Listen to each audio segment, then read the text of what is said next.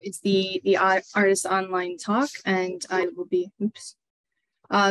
just a short introduction about who I am. I'm a maritime archaeologist. I've worked in the Great Lakes mainly, and then a few places all over the world, Mexico, Africa. But I came to Plymouth to do maritime archaeology because it is so expansive. Plymouth is a Bronze Age port, and because of that, there's a lot of interesting archaeology here, especially underwater. I helped develop the Stray Finds Project, which looks at divers that have found random objects, but sometimes they're linked to shipwrecks, and that's how we get to tell these stories with the ships project that is here based in Plymouth, which is a community interest company. We do a lot of public archaeology with the ships project, underwater and on the foreshore. And I, in the last 4 years, have been working with Mohini before COVID to try and put on a show and a couple other things, which finally went off last year, which was really exciting. And it's been an interesting process about using archaeology and art to engage new audiences in important histories. So first, this is an introduction about Mohini. Mohini works in photography, moving images, and installation to explore the global flows of people during and after colonization and indenture. She's worked in Australia, India, and the Pacific, looking at photography and memory within Indian diaspora and communities. She's currently based in Devon. Mohini is exploring shipwrecks and their links to empire and slavery in collaboration with local archaeology, which is the Ships Project. And in her most recent work, Paradise Lost, which showed at the Mirror at Arts University Plymouth, and the Chennai Photo Biennial in 2001. In 2021, sorry. She was awarded the Arts Institute Film Commission, and also in 2021, Making Tall Tales in Wonder Rooms, which we helped to collaborate on, with the moving image collection at the Box. Mohini also chairs the research network group Empire and Place, which was started at the Arts University Plymouth, which was created to bring together experts in the field of study and practice relating to conflict narratives, colonialism, Black Atlantic, indentureship, and migration. And an introduction for Elaine Michener. Elaine Michener is an experimental vocalist, composer, movement artist whose innovative work embraces aspects of contemporary music theater and performance art. She is currently exhibiting at the British Art Show 9, the Box in Plymouth. Her installation Names to is an evocative work, which has taken place between 2019 to 2021, which is located at St. Luke's Chapel next to the Box Museum. And this is part of the ambitious long-term project Sweet Tooth, which is an experimental music theater work which uses different mediums to explore the brutal realities of the transatlantic slavery and the sugar trade that fueled it. Her work, Sweet Tooth, is part of the ambitious project in constant evolution, with a repertoire using different mediums to look upon the many aspects of Britain's Atlantic legacies. Elaine's artistic work as a vocalist and movement artist and composer is permeated by the awareness of past, present forms of discrimination, post-colonial wounds, and its effect on humanity. Her production company, Elaine Michener Projects, has researched, developed, and produced and toured on stage a number of projects, including 3-hour durational performances Names, which premiered at Ipswich Spill Festival, Sweet Tooth, in partnership with Blue Coat Liverpool, Stuart Hall Foundation, and the International Slavery Museum. Premiering in 2017 November, Sweet Tooth has been described as a vital Black British addition to those seminal creative statements of resistance and defiance from African diaspora.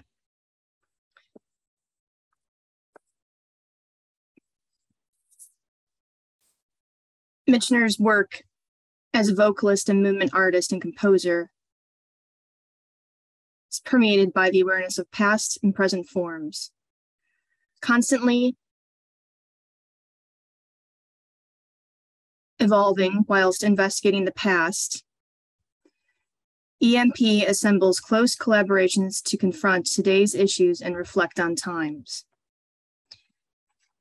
This is one of the exhibits I saw recently at Portchester Castle. These walls bear witness Black prisoners of war at Portchester Castle. The work echoes and dramatizes the castle's history as a building of incarceration, creativity, and freedom. During the French Revolution, Napoleonic Wars, the castle held thousands of French prisoners of war, many from the Caribbean.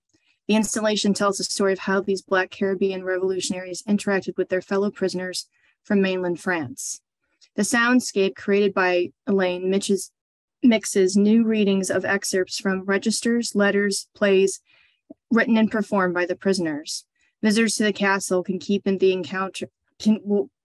the encounter this complex of voices, sounds that will reveal the lives and experiences of these remarkable soldiers and their families. One of the interesting things is that I worked on a shipwreck that was lost in Ilfracombe called the London, and some of the prisoners of war that were on board were taken to Portchester Castle, which has been in this interesting thing of finding out where these people went. And some of them from the London even came to Plymouth as well. So it's like, how do these, and then they ended up staying here and building a life. Not everyone was returned. So how do you tell those stories when it's such a large map, which is one of the things we've talked about with Mohini, is like, how do we create a map of information? So I will now bring this over to Mohini to thanks, Mallory. To hers, and I will stop sharing. There you go. Start sharing. I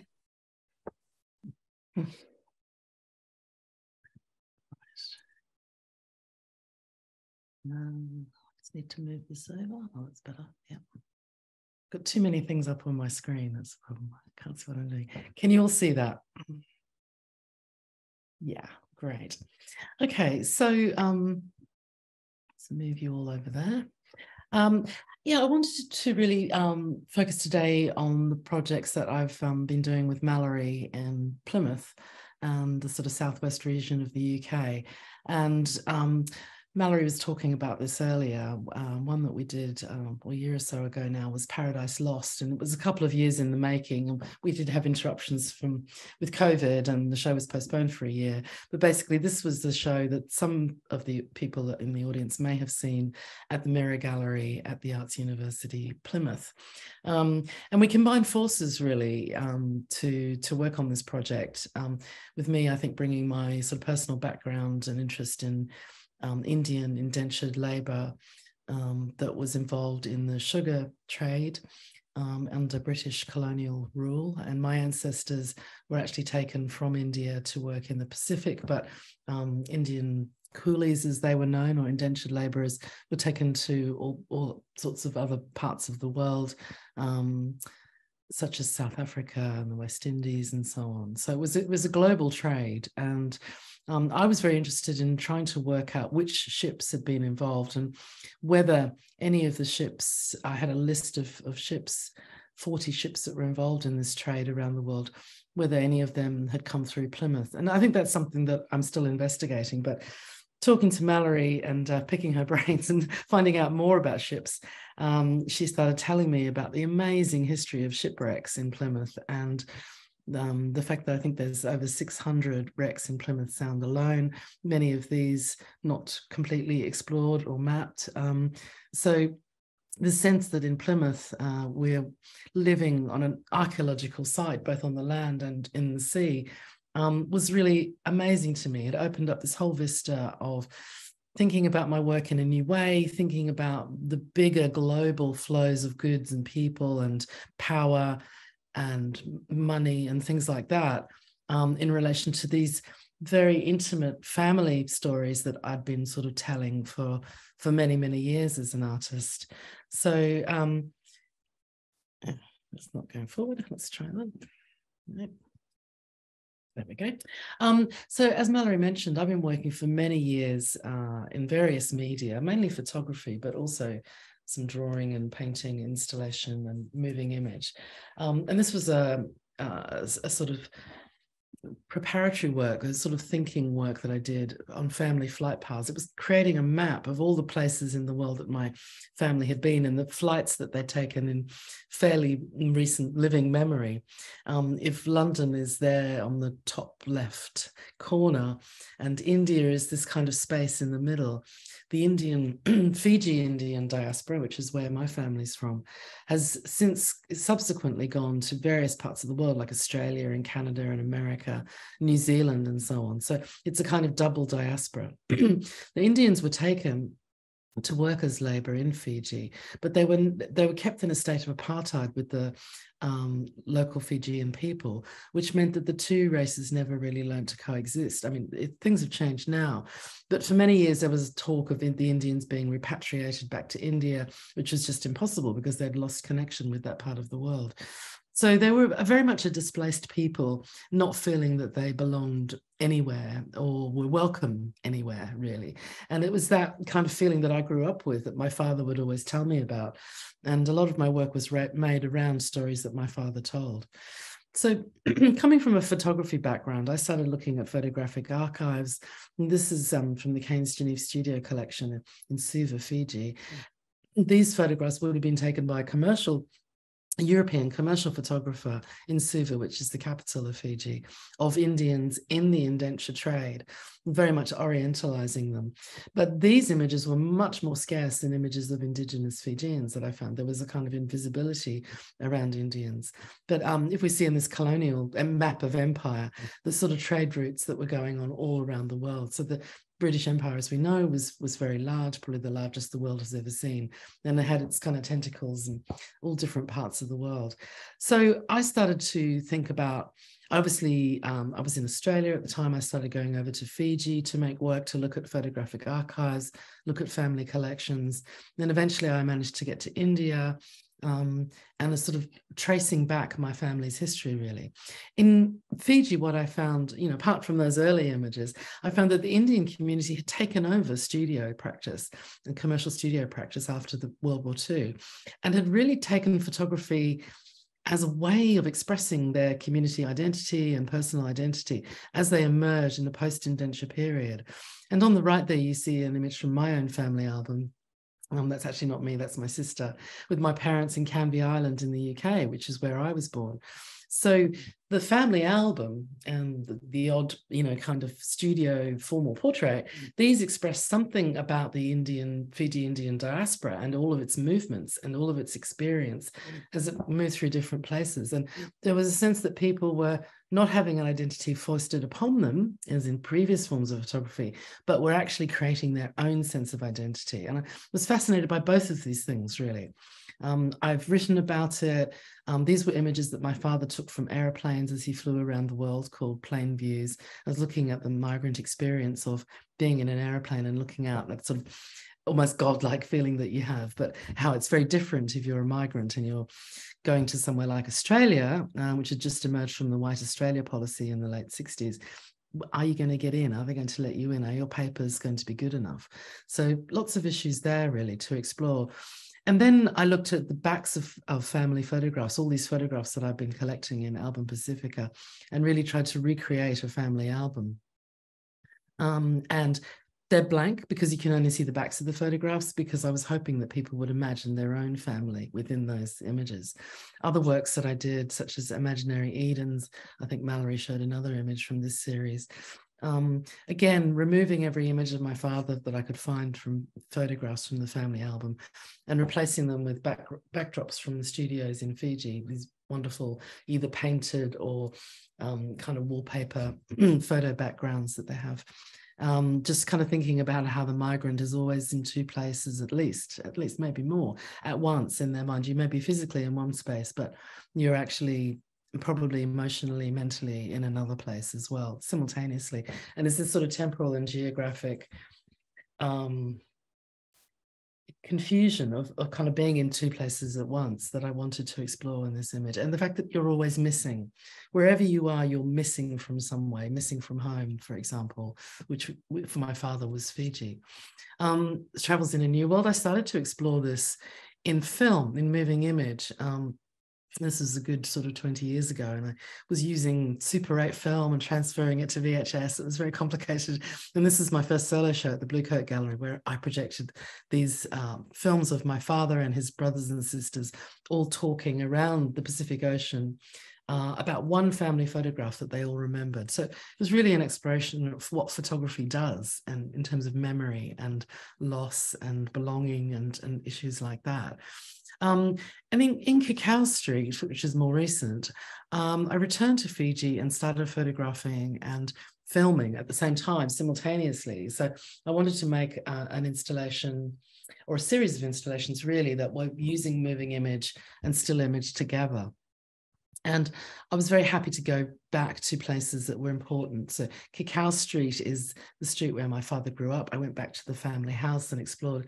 It was now empty because everyone had migrated to America. The last part of the family had moved out. And so I filmed and photographed in this empty house, which was very poignant, and sort of came across my grandmother's mirror, which had appeared in many wedding photographs over the years, and other items and rooms and spaces that I recognized from photographs. So it was a work that was haunted by loss and the sort of fragmentation of the family, really. And then after that, I was able to go to India and film there. So I started making work where I combined India and Fiji as this. India as a kind of imaginary homeland, and how I felt about belonging or not belonging within that space. I use the mirrors very much as a metaphor for communication. One of my relatives told me a story about how when she was a child, they had to flash a mirror to get the boatman to come and pick them up to cross the river. And this is the Rewa River that goes through the sugarcane growing country on the main island. And it's where my ancestors would have worked the cane, basically cutting cane by hand, which is very, very hard work. But as children in the post-indenture period, they still would travel around this land by crossing the rivers and using the mirror to call the boatman. He'd see the reflection and come over and pick them up. So I was really fascinated by attempts to keep communicating, which I think photography is very much for me. So I made this work, the film work, I think, and this was very important in what came later in Plymouth, because one of the places that I filmed alongside my father's house and various other places was this beautiful idyllic beach. And but what had happened there was that a ship had sunk. One of the ships coming over from India, bringing indentured labourers, had sunk off this coastline. And unfortunately, many people died, and some were injured and managed to get ashore, and the local Fijian villagers helped them. But the bodies of those who died are buried behind this beach here, and it's a very haunted place. They say that you can still hear the screams at night in the trees of people who perished. So it was a frightening incident and deeply shocking, but it made me think about shipwrecks and how, the ship is such a symbol of the power of empire, but at the same time, it's very vulnerable. If you think about a wooden sailing vessel, one hole, one mistake, human error, overloading, whatever, Mallory could tell you more about it, it goes down and potentially everybody dies. And it's a really terrifying thing to sort of think about, I think. We know that there are whole villages in Cornwall, for example, where all the menfolk went out and never came back. And so it was this sort of vulnerability that kind of interested me. And when I came over to Plymouth, which was actually because I was offered a job at what was then Plymouth College of Art, which is now the Arts University, running the photography program, I thought, well, what a great opportunity, because I can make this triangle between the Pacific and India and the UK, because I thought, well, Plymouth is a really important port in terms of British naval history, commercial shipping history, and exploration. We know that Darwin left from Plymouth. We know that Captain Cook left from Plymouth. So what an amazing way to kind of square the circle, or kind of, create the sense of completion in my work after many, many projects in parts of the globe, to come back to what essentially is the heart of empire that we have in Plymouth. And when I met Mallory, of course, that was amazing because it confirmed what I instinctively thought. And through the shipwreck, I was able to find a kind of metaphor for some of these things that I'm thinking about. So what we did was we looked at old photographs of shipwrecks. Mallory has access to some amazing artifacts. And we sort of started looking at divers and diving and the history there, of the local history of kind of exploring these wrecks, and kind of trying to think about how to translate. I was still interested in working with photography and film, but, we actually had real artifacts. So what were we going to do with them? And so we explored this through photography. These were actually presented as light boxes. Some of these objects were from the Shipwreck Museum in Cornwall, and some were from Mallory's collection and other sources that we had. The object on the left is actually what's called a slave manila, which is actually a kind of currency that's involved in paying for slaves.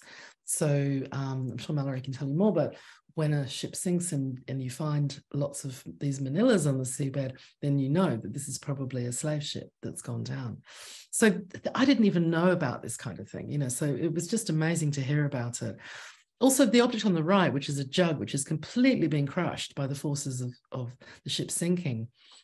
In a way, as an artist, you don't really need to do very much. Nature and the tragedy of the shipwreck has already, affected such a change in this object, and time obviously has changed the coloring of it.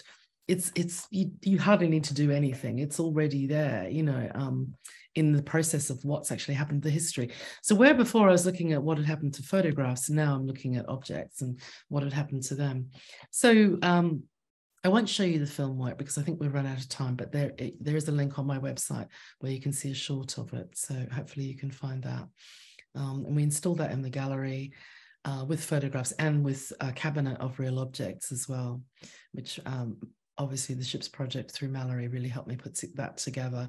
The catalogues this process, and that's still available. It was also really important to have a kind of record in the catalogue of Mallory's contribution, a kind of archaeological catalogue that's very factual as well. I really like this kind of almost science arts combination that we worked on. Am I running out of time, Mallory? Okay, good. I also combined it in the catalogue. I was able to combine I think a bit more detail, and one of the pieces that I wrote for the catalogue, which was about a photograph that a friend of mine found in an auction house in Plymouth, and it's actually of Cornwall, and there was a terrible massacre there during the colonial rule. And it's a terrible scene of conflict. And, obviously this is a very peaceful scene from Cornwall. But my grandmother's sister, who was the last really elderly surviving relative from the indenture period, on one of my visits to Fiji, she had told me, I said, where is it we actually come from? And she said, Cornwall or Canpur. And I thought, and when I saw this Cornwall, I thought, oh my goodness, this is the same place. So it was just so, I don't know, kind of serendipity that this photograph that a friend had given me because she thought it might be interesting for me turned out to be quite significant. So I kind of just wrote about this personal history. Mallory and I also did some workshops with divers and members of the public where they could, the divers could bring in their artifacts that they'd found from diving, and public could come along and see and touch artifacts, which was really important. It was very interactive. We also looked at the 3D scanning work that Mallory's been doing with the Fab Lab at the university as well. So this will make objects which can then be handled by the public. And I'm quite interested in this process to see where I could take it as an artist as well. So that's another thing that we've done. And so this work kind of continues that we're doing together.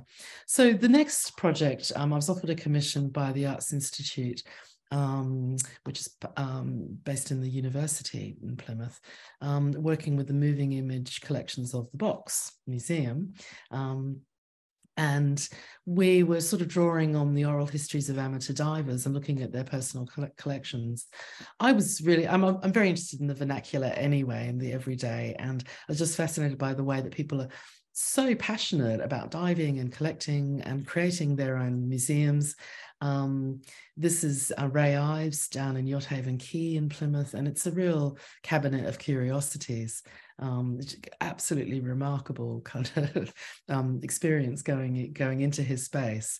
And so we started working with the film archives, and what we were looking for was any footage of diving, divers, shipwrecks, stormy seas, trying to sort of find out more about this through moving image. And we actually found one of the objects that I'd photographed for the exhibition.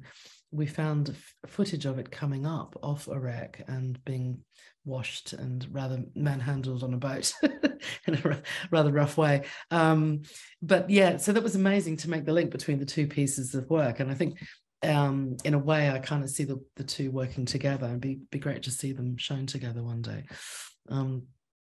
So yeah, that was the figure that we had photographed earlier, and then we saw it subsequently. So we started filming at the private collection of Ben Dunstan, who was a local diver and self-described wreck enthusiast. Wonderful guy. He has his own YouTube channel, talks so passionately about wrecks and exploring. And again, he has an amazing space, beautifully arranged, just incredibly curated, but a private space really. And just he's very proud of the artifacts that he's found, and every single one has a story. And he talks on YouTube about certain ships that he's explored that have been involved in the sugar trade. So, that's really fascinating to me. It all kind of links up. So using this sort of footage from the archive, we made a montage film, and also incorporating Ben and his artifacts and this kind of space as a sort of reflection on the past.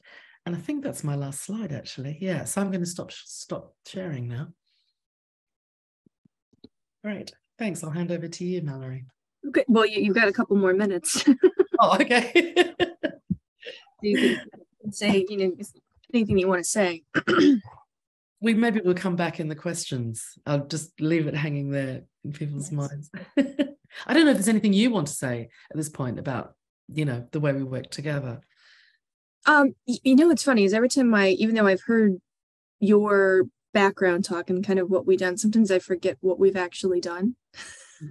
Yeah. And it's all really interesting how you got to where you are. And then also that, sometimes we talked about looking at, Fiji in its shipwreck material, and we just haven't gotten there yet because there's all of these wonderful things to do. Yeah. It feels like there's so much to do. It's so rich. Yeah. Yeah. So it's it's exciting now that the pandemic's over, what we can do. Yeah.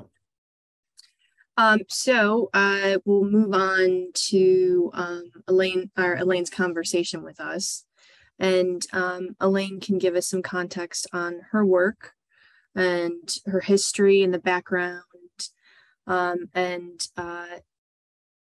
She just sent me a trailer, so I think I might be able to. Do you want me to play that now, or do you want me to play that?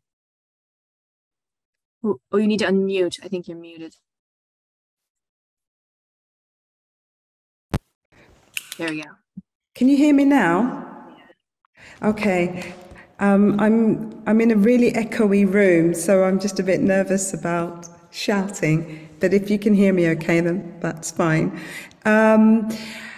Yeah, actually, if you could play the trailer, I'll just explain what it is. The trailer is from the piece Sweet Tooth that Mallory mentioned earlier. Sweet Tooth was made between 2017 and 2018, and really it's a kind of a interdisciplinary examination of the role, the relationship between the UK and the Caribbean, and with a focus on Jamaica because that's my family heritage, through the Atlantic slave trade and the sugar trade. But I don't want to say too much more about it. But Names, which is currently showing as part of the British Art Show, is it's taken from Sweet Tooth, but I reworked it for the British Art Show. And the piece in itself lasts 50 minutes, and it involves a quartet, including myself. And it is a pretty full-on piece. So it's not something that could have been presented as part of the British Art Show, but it was great to be able to create something that came from the actual performance work and reworked in this context. So if Marilee would like to, I hope it works. Let me do this. There you go.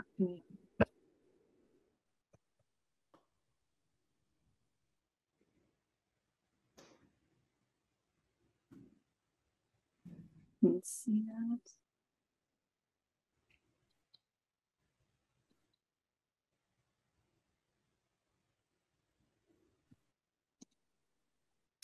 I'm not sure if this is the whole thing or... I think it is.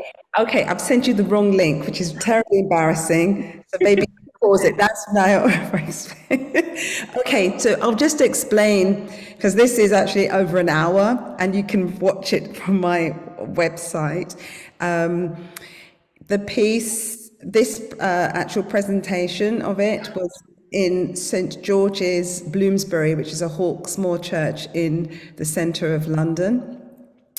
And it has, in itself, has an amazing, very rich history. Its parishioners were both abolitionists and pro-slavery attendees. So I guess it was a rather lively Sunday when they met.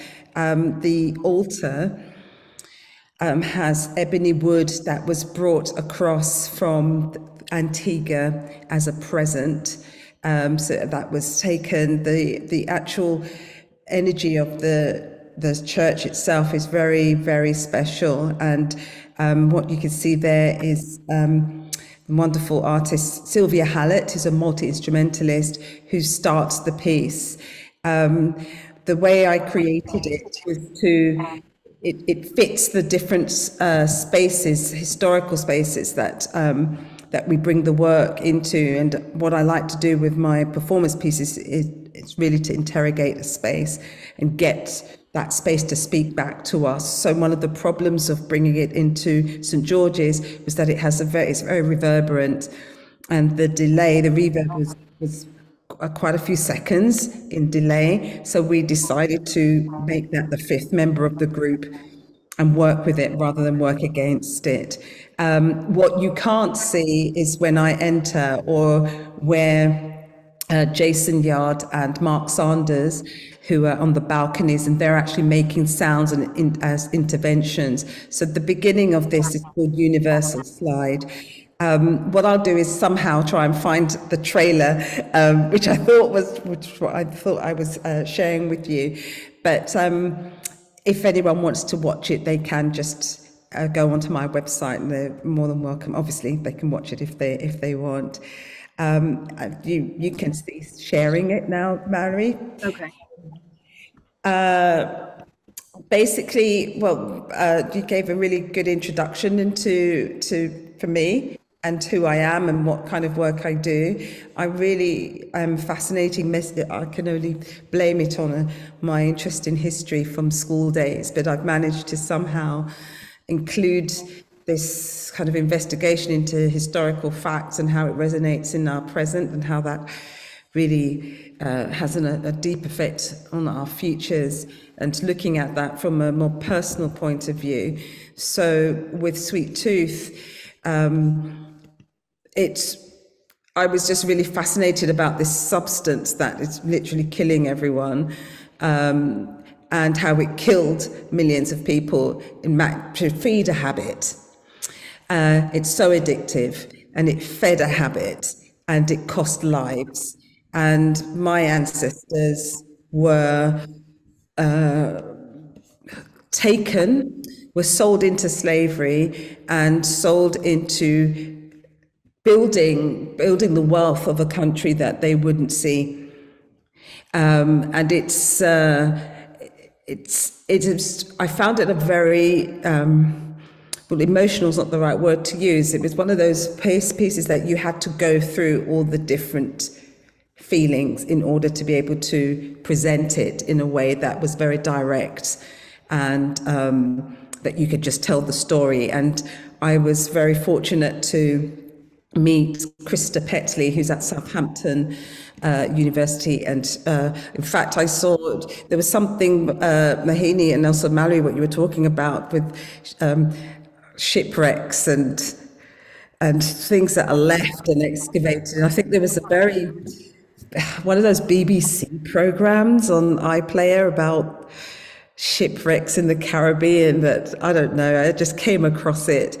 And it was in Antigua, actually, and it was following a storm, and an Antiguan resident was walking on a beach and saw human bones, and it was the remains that had been thrown up from this storm from a shipwreck hundreds of years before, including children's bones. And these bones were of English sailors, which kind of triggered, I don't know, I mean, the human cost of the trade is so, I mean, it's so far reaching, but that those bones would be on the beach kind of triggered other things for those people in Antigua on that beach, and there's another kind of search. And I was thinking about how these narratives are told and how we were taught at school about, I mean, I wasn't taught about the British involvement, and we heard about the British Empire, but we didn't know about what that entailed, really. And with Sweet Tooth, what I wanted to do was to shift that focus onto those whose stories, as Mahini, as you were saying, with your own research, with your own work, those stories that we don't hear about, those personal stories, who's writing the history, and have our ancestors rewrite a history that is true because they lived it, and we're here now. So that was one of the main things that I wanted to do with Sweet Tooth in itself, to shift that focus. Taking historical facts, reading around, talking to actually Krista Petley, who featured on this weird BBC iPlayer program, and I just emailed him. He said about three minutes worth of something very interesting, and I emailed him and said, hey, I've got this idea for a piece, but I just want to check that my facts are right, or would you like to be a consultant? And he'd never worked with a musician before. He'd never, I mean, he's a historian, so why would he have done? And we met up, and I really had very bare bones ideas about the work. And his PhD was on Simon Taylor, who was probably the most successful slaveholder in Jamaica, was a very close colleague of George Washington, knew Nelson. There's countless diaries, entries where he's corresponding, and letters, exchanges, where they're talking about, you're really furious with the abolitionists and how that's holding up progress for them in the Caribbean and making more money. It was, I mean, these are things I didn't know about. So, you know, we were taught about Nelson. We talked about those battles, but we didn't know that he was pro-slavery.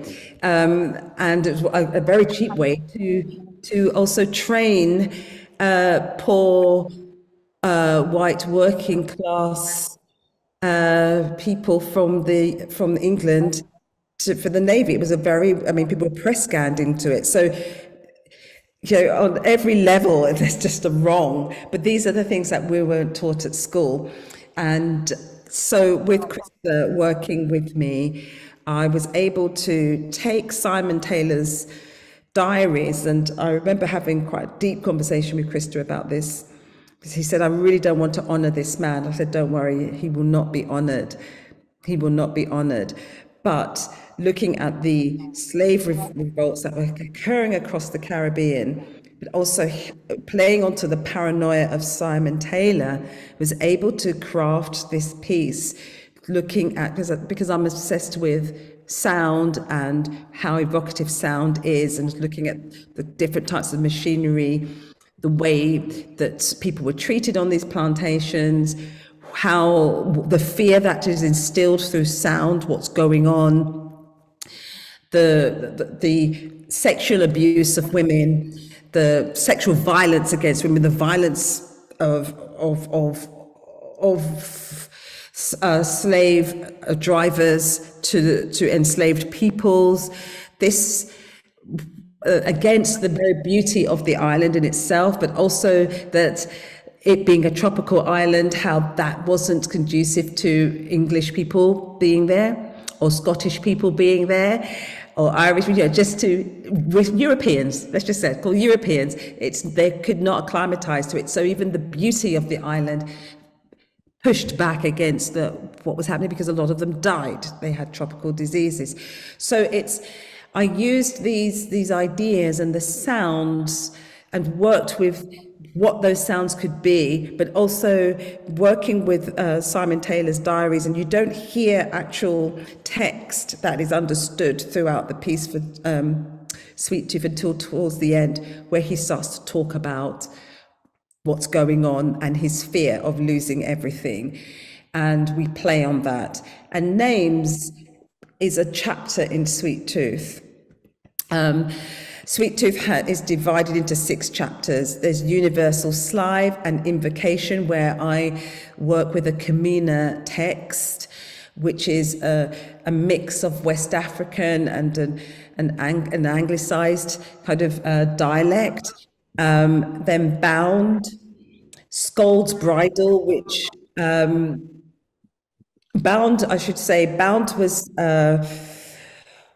it kind of says what it is about. I was thinking about the transportation, actually, going back to what you were saying, Mahini, about the ships and the ships that were wrecked and human error and what that could do, but also thinking about what that might have felt like if you're incarcerated in the hull of a ship.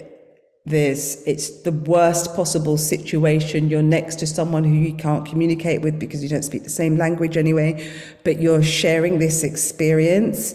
So there's the fear of that. And also I was thinking about sea shanties and the unfamiliar voices, the unfamiliar music and the unfamiliar dances, and then being told, chosen to go up and entertain, and the resistance and throwing yourself overboard, or something happening and everyone dying on that street. It's all of these things that were playing into the piece itself. And Scold's Bridle was basically the very different masks of torture to silence and to suppress. So in the piece, you would see me positioning my hands in different ways to suppress the tongue, to prevent someone from talking, to pull, to really disfigure the face. And names is number 4. And in the actual performance, I memorized, I think, about 150 names of enslaved peoples who were held on one of Simon Taylor's plantations. At his death, there was an inventory of his goods that needed to be sold, and those included enslaved peoples. And it was the name that they were given, so not their birth name, their sex, what they did, and how much they were worth. And it's that reciting those names was my way of giving them back their humanity. Because when you read it, when you look at these inventories, the beauty of the handwriting and everything is so juxtaposed against the brutality of what was going on, that these people were dehumanized. So this way I'm honoring them. And so for the British Art Show, I was invited to create something, and I thought names would be the best way.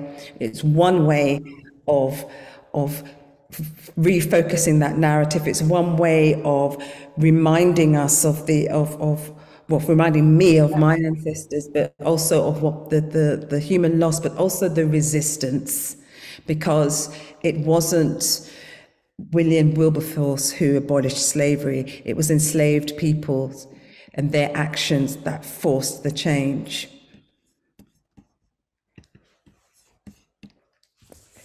I don't know if I've got any more time because I was just... You've got about 5 minutes. If you've got, anything else, yeah. I will just finish the other chapters. After names in Sweet Tooth, there is Scramble. Most of us are familiar with the North American portrayals of slavery auctions. In the Caribbean, it was slightly different. The Scramble was exactly what it sounds like. Basically, a slaveholder would put down whatever amount of money they wanted to. Enslaved peoples would have come off a ship, pushed into a room, a door would be opened, and basically the slaveholders would take a long piece of rope and try and gather up as many people as they could for so it was literally just a loop gathering up, and that was called the Scramble. And the mill, I decided to charge the space that we were in so we would become part of the machinery, but then we would break that machinery apart through our own defiance and actions. And it also leads to the revolt. I don't want to say too much because the piece has to be seen, and in some respects it needs to be experienced. You can get a lot from watching it, but it's a very powerful and an arresting piece for those who've experienced it, and I'm just quoting what people have said to me, but also the way that I've set it, that people feel very close to each other. So it was very hard for me.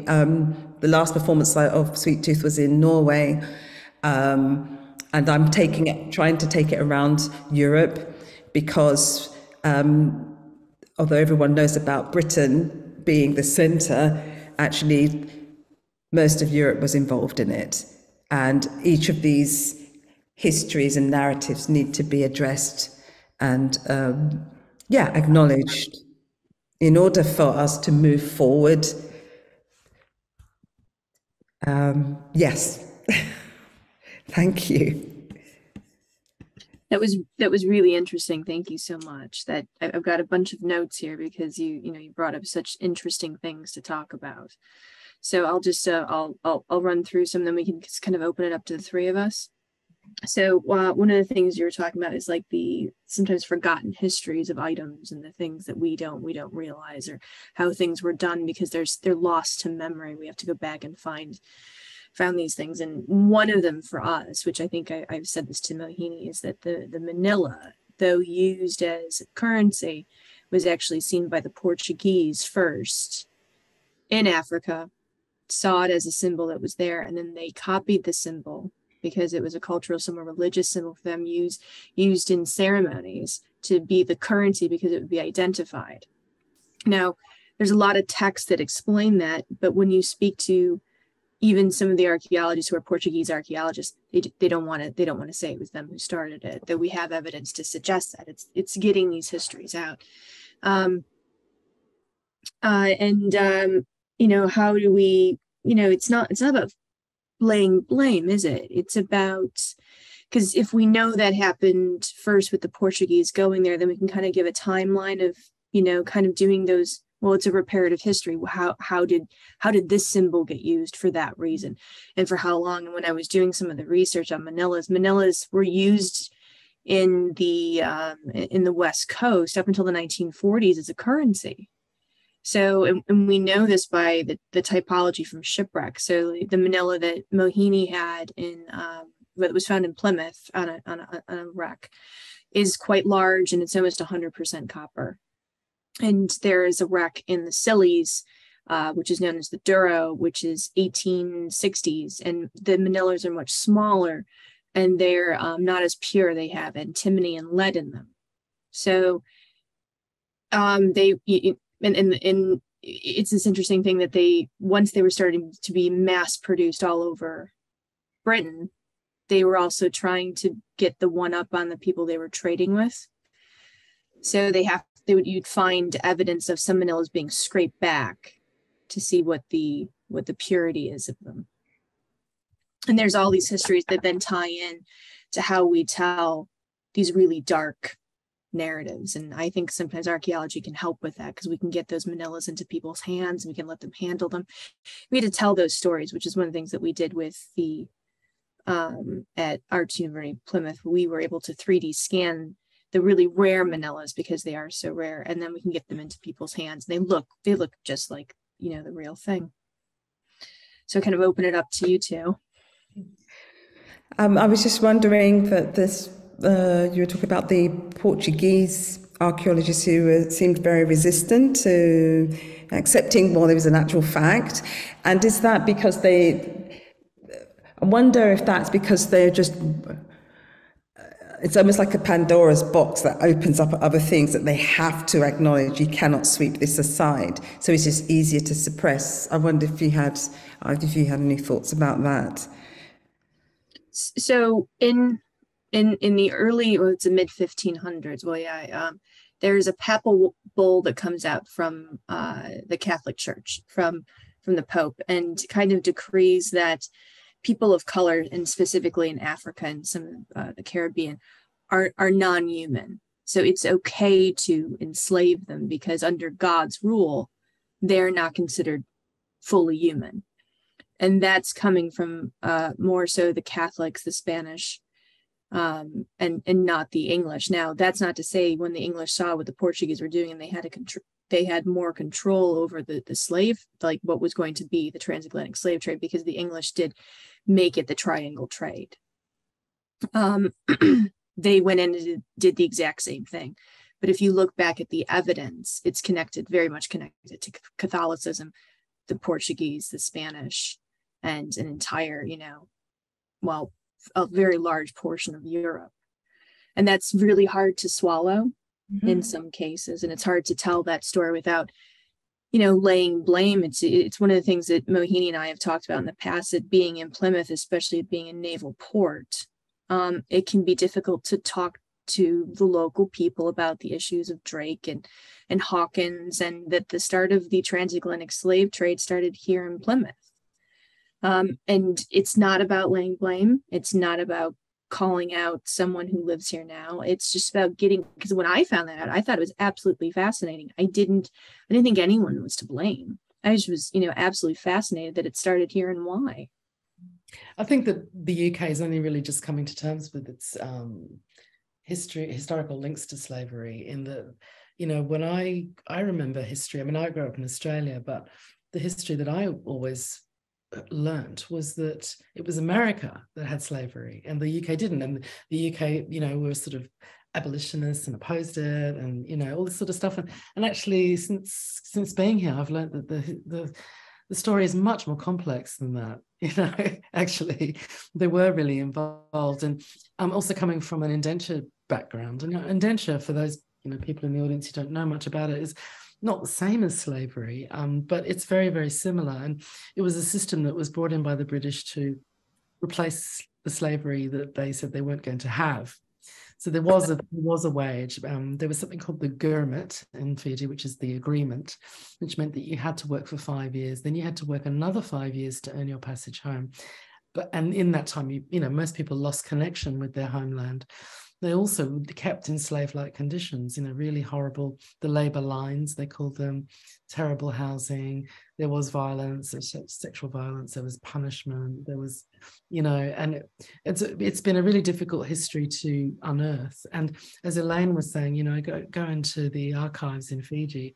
There's this beautiful curly handwriting, documenting in this very dispassionate way the names of people who came over on boats.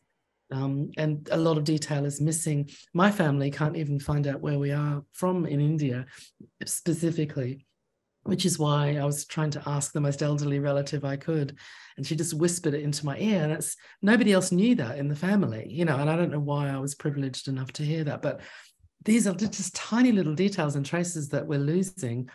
And I was just so fascinated by what Elaine said about our responsibility almost to tell our ancestors' stories.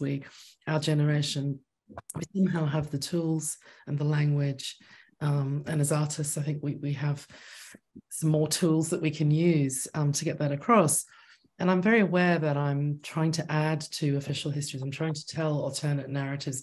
And I don't even know if they're 100% true, because a lot of them are based on family stories and things, but it is adding richness to the tapestry, you know.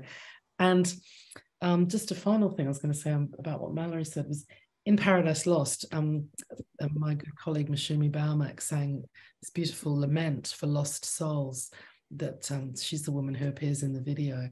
And it really is a lament for all the lost souls, British sailors, working class sailors, people who, you know, it was their trade, it was their living, very, very precarious way of making a living, sailing on the high seas, as well as people like my ancestors or other people who were enslaved or indentured, who were forced onto these ships at great peril. And the Indians actually were, the stories that I had in my childhood was that they were tricked into going onto these ships. They were told they were just going to be taken somewhere else in India or a little island off India to work, and poverty and other factors sort of, there was a push force from India itself.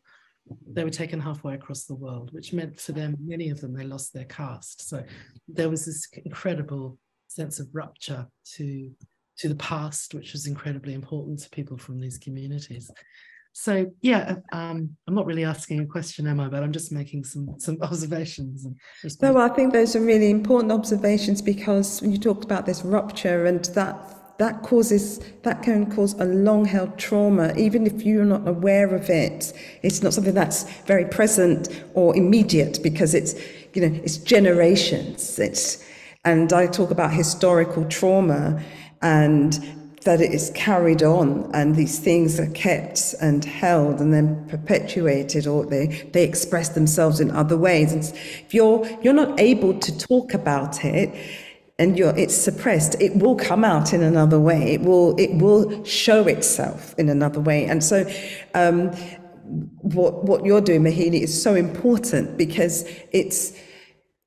you have to allow, it's almost a kind of a letting the spirits speak, you know, and it's through your art, it's through what I do. I'm not saying that what I do is the most important thing, but it's a way, it's a release, and it's a way of kind of finding that, not closure as such, but just an understanding. It helps one understand why I may be the way I am, for all the things, the choices that I've made, the spirit that I have. How far is that going back, you know? And I was kind of slightly envious of all your photographs, and happy, and they're so poignant and wonderful. And I thought, oh, where are my photographs? Where are they? Or the things that like the just what has survived, you know, what has passed down, what can be kept. And it's also really important for the generations to come to understand the strength of their ancestors, that they survived this, and that means we can survive other things, and we can push through and fight back on these injustices. That's my opinion. Yeah. And I think for me, it's also a search for why we have contemporary racism, really. Yes. Simply, why does this exist? You know, why does our prejudice against people who need refuge and asylum, where does that come from? And since I've been a very young student making art, it's been trying to go back to this colonial period to try and find the answers as to why certain hierarchies were constructed at a certain time, because people were needed for labor and they had to be dehumanized in order for that to happen. And I still think we're living with the legacy of that to a certain extent, you know. And that's the important bit, is in the contemporary, is what has this legacy left us with in the contemporary? What is the kind of mess around culture and identity and these so-called culture wars that our government keeps imposing on us? You know, the B word, which I won't mention, all that kind of stuff. Well, you know, where does it come from? You know, and for me, I find the answers in these kind of setups that were created a long time ago that we've forgotten about. So it's become almost natural that we have these hierarchies and othering of certain groups of people. And I was going to say to Elaine, I don't know if you've come across Marianne Hirsch's theory around post-memory. And she talks about this idea, the way she specifically looks at the Holocaust, but the way that Yes. trauma Yeah. passed down through generations in unconscious ways, that children inherit it from their parents and the parents inherit it from their grandparents. And I saw this in my father, that he came to Australia to study and couldn't really belong, was very racist in the 50s. Came to the UK. He loved the UK, he loved English pubs and things like that, but never could quite fit in. Went back to Australia, like he was always a bit lost. And I think it was a mental trauma for him that he didn't have a place to call home, really. It is a mental trauma for a lot of migrants who come. And I mean, I saw it with my own father, who, home was Jamaica, though he'd spent most of his time in the UK. Yeah. And he died here in the UK. Well, I'm not in the UK at the moment, but what's interesting for me, I'm in Berlin at the moment, and I'm feeling it's all very nice. I'm on a residency, but it's very interesting for me to feel othered, to know, because I'm not in London. I'm kind of on home turf, which I understand, but it's nowhere as traumatic as perhaps what our parents or our grandparents went through, where you really you face people just don't want you there.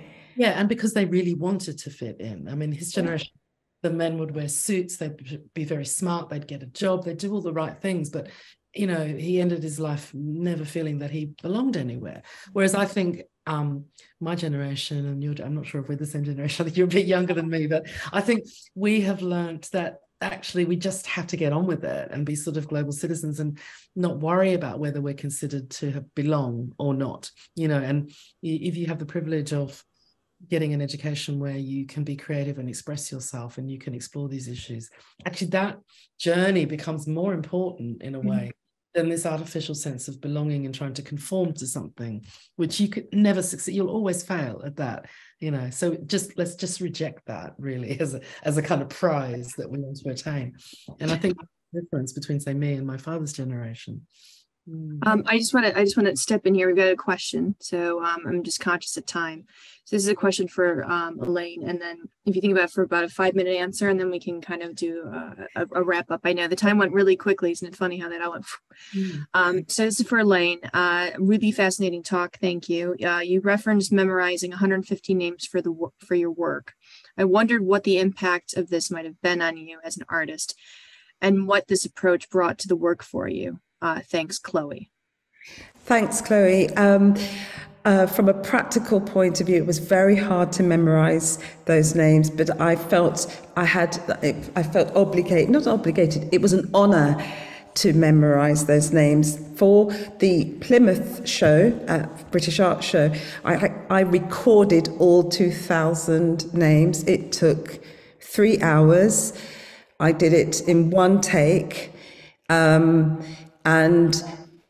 It was very hard. It was very intense, and it was incredibly moving and very upsetting to see people, to read the names of people, wondering what their real names were, knowing that they had hopes, dreams, they had joy, they had fear, they had all of these things. They didn't have control over their lives for the time that they were alive, and then a value placed on them depending on what skills they had, what their state of health was, whether they were a child. You read about children being sold and their, a kind of estimated age. It's really, or someone who has, they're infirm or elderly, they're of no value.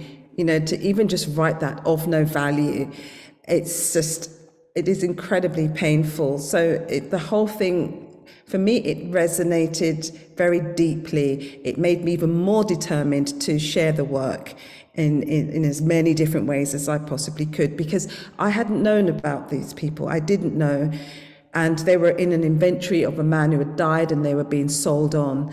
I don't know if any of them were, if I'm related to any of them, but I know that they had a much longer history because of where they were coming from. And that's for me, it was important for me to honor them. I hope that answers the question. If I can just say, it sounds incredibly moving, Elaine, and colossal. You're taking on such a trauma doing that. And I think I had a moment of that when I went to this beach in Fiji and kind of experienced this place, which is still a graveyard, got bitten by 1,000 mosquitoes. And I suddenly felt really emotional, and I don't know if anybody I was related to was in that ship, but I suddenly felt this very strong sense of kinship and the spirits of them being around me. And I'm not even a religious person, but it was haunting, very haunting. And I think, it's kind of very challenging to dive into those moments. Yes, yeah. There was something you mentioned, Mahini, about a lament in your piece. And in Sweet Tooth, there's a song that I repeat. It starts at the beginning, that I repeat it at the end. And it's part of the journey of the work, but I said it was Kumina language. And basically it talks about a girl called Jenny, and she has been called by the water spirits and guided through, and they're the spirits of her ancestors, and they're basically protecting her. And I find that so comforting, because also again Kumina has survived. It has survived through the ages, and it's still it's a part of worship now. Not many people use it, but to me it's a connection to a much deeper and enriching past. Yeah, that's great. I mean, I just started using music in my work, and I think Mashumi's lament for lost souls was for all enslaved people, but also for people from places like Plymouth who were also victims of that early form of global capitalism. Mm-hmm. And I think whenever I hear it now, it is quite a healing sort of feeling.